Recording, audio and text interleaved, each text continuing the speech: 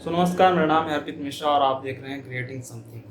कल मैंने अपने चैनल पे एक कविता डाली थी, अपनी लिखी हुई एक वीडियो मैंने अपलोड की थी। आप लोगों ने नहीं देखी है तो आप लोग उसे प्लीज़ जाकर देख लें, मैं लिंक में डिस्क्रिप्शन में डाल दूँगा।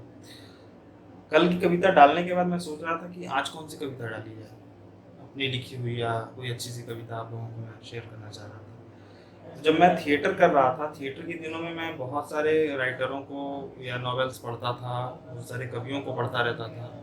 उनमें से एक कवि मैंने पढ़ा कल रात को, तो मुझे लगा कि नहीं, मैं कोई अपनी कविता आज नहीं डालूँगा, आज ये कविता मुझे डालनी चाहिए।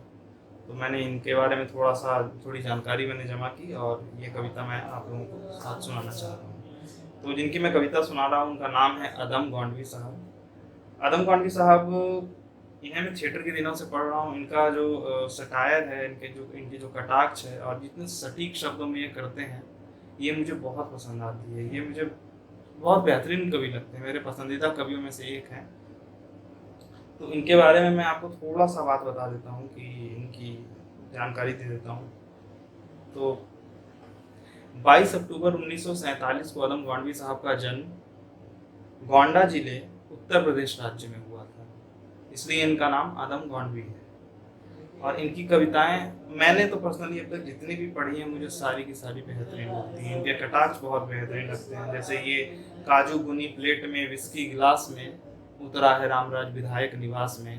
तो ये कविता, ये इनकी लाइनें हैं और ये इस तरह के कटाक्ष ये करते रहते हैं और बहुत अच्छा लिखते हैं। 18 दिसंबर 2011 को इनकी मृत्यु हो गई थी। तो बहरहाल मैं आपको इनकी कविता सुनाता हूँ। अगर आपको पसंद आए तो आप वीडियो को लाइक करें या ना करें, कमेंट करें ना करें, लेकिन अगर कविता पसंद आती है तो एक कविता आप लोग जाकर इनके गूगल सर्च करके कवि इनके बारे में थोड़ी सी जानकारी जरूर रखें, क्योंकि हमारे उत्तर प्रदेश के बहुत बहुत बेहतरीन कवि में से एक है। तो फिलहाल मैं आपको ये कविता सुनाता हूँ, आप लोग इसे सुने और अपनी राय जरूर दें, अगर कैसा लगा आप लोगों को। ये जो कविता है, इसका नाम है कि मैं चमारों की गली तक ले चलूंगा आपको। ये इस कविता का नाम है, मैं चमारों की गली तक ले चलूंगा आपको। आइए अब ये इसे सुनते हैं। आइए महसूस कीजिए जिंदगी के ताप को, मैं चमारों की गली तक ले चलूंगा आपको। जिस गली में भूखमरी की यातना से उब कर मर गई फुलिया बिचारी एक कुएं में कूद कर। है सधी सिर पे बिनौली कंडियों की टोकरी, आ रही है सामने से हर कुआ की छोकरी। चल रही है छंद के आयाम को देती दिशा, मैं इसे कहता हूँ सरजू पार की मोनालिसा। कैसी यह भयभीत है हिरनी सी घबराई हुई, लग रही जैसे कली बेला की कुम्हलाई हुई। कल को यह वाचाल थी पर आज कैसी मौन है, जानते हो इसकी खामोशी का कारण कौन है। थे यही सावन के दिन हरखू गया था घाट को, सो रही थी बुढ़िया ओसारे में बिछाए खाट को। डूबती सूरज की किरणें खेलती थी रेत से, घास का गट्ठर लिए वो आ रही थी खेत से। आ रही थी वह चली खोई हुई जज्बात में, क्या पता था उसको कि कोई भेड़िया है घात में। होनी से बेखबर कृष्णा बेखबर राहों में थी, मोड़ पर घूमी तो देखा अजनबी बाहों में थी। चीख निकली भी तो होठों में ही घुटकर रह गई, छटपटाई पहले फिर ढीली पड़ी फिर ढह गई। दिन तो सरजू के कछारों में था कब का ढल गया, वासना की आग में कौमार्ग उसका जल गया। और उस दिन ये हवेली हंस रही थी मौज में, और उस दिन ये हवेली हंस रही थी मौज में। होश में आई कृष्णा तो थी पिता की गोद में, जुड़ गई थी भीड़ जिसमें जोर था सैलाब था। जो भी था बस अपनी सुनाने के लिए बेताब था। बढ़ के मंगल ने कहा काका तू कैसे मौन है, पूछ तो बेटी से आखिर वो दरिंदा कौन है। कोई हो संघर्ष से हम पांव मोड़ेंगे नहीं, कच्चा खा जाएंगे उसको जिंदा छोड़ेंगे नहीं। कैसे हो सकता है कि हम होनी कह के टाला करें, कैसे हो सकता है होनी कह के हम टाला करें, और ये दुश्मन बहू बेटी से मुंह काला करें। बोला कृष्णा से बहन सो जा मेरे अनुरोध से, बच नहीं सकता वो पापी मेरे प्रतिशोध से। पड़ गई थी इसकी भनक ठाकुरों के कान में, पड़ गई थी इसकी भनक ठाकुरों के कान में। वे इकट्ठा हो गए सरपंच के दालान में, दृष्टि जिसकी है जमी भाले की लंबी नोक पर, देखिए सुखराज सिंह बोले हैं खैनी ठोंक कर। क्या कहें सरपंच भाई क्या जमाना आ गया, कल तलक जो पाँव के नीचे था रुतबा पा गया। कहती है सरकार की आपस में मिलजुल के रहो, सुअर के बच्चों को अब कोरी नहीं हरिजन कहो। देखिए न ये जो कृष्णा है चमारों के यहाँ, पड़ गया है सीप का मोती गवारों के यहाँ। जैसे बरसाती नदी अलहड़ नशे में चूर है, हाथ न पुट्ठे पर रखने देती है मगरूर है। भेजता भी है नहीं ससुराल इसको हर हुआ, फिर कोई बाहों में इसको भींच ले तो क्या हुआ।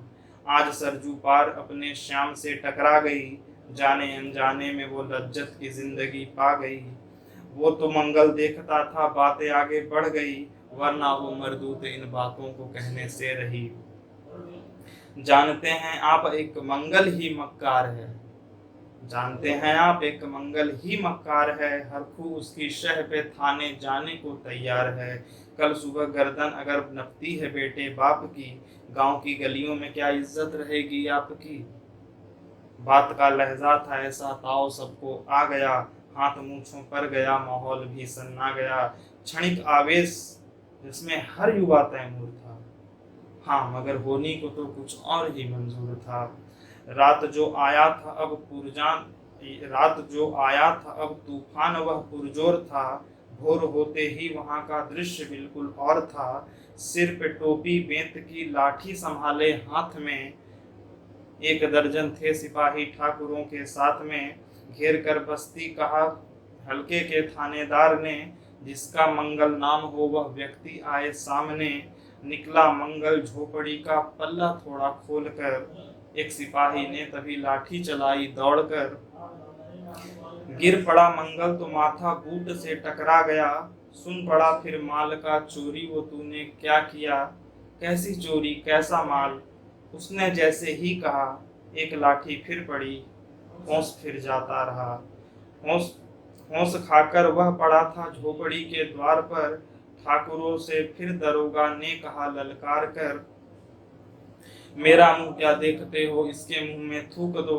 आग लगा दो झोपड़ी को, आग लाओ और इसकी झोपड़ी भी फूंक दो।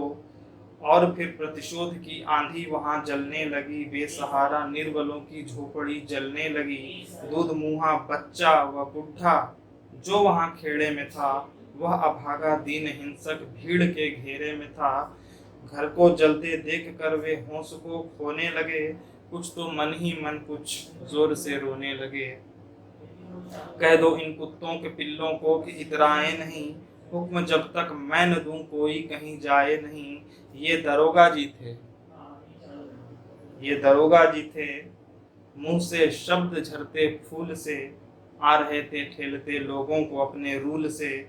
और दहाड़े इनको डंडों से सुधारा जाएगा, ठाकुरों से जो भी टकराएगा वो मारा जाएगा।